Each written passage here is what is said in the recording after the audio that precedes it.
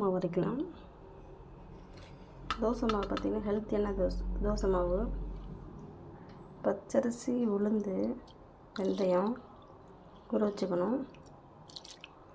அதுக்கு முன்னாடி இந்த பாசிப்பயிறு,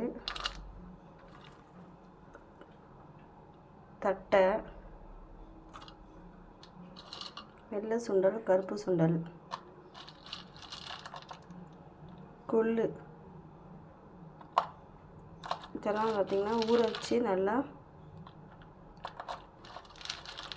கொள்ளு முக்கியம், சுண்டல் இதெல்லாம் பார்த்திங்கன்னா ஊற வச்சு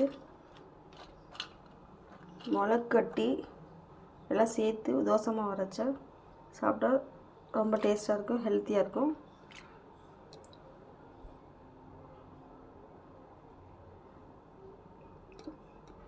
பாசிப்பயிறு அதிகம் வேணும்னாலும் சேர்த்துக்கலாம் அதிகமாக.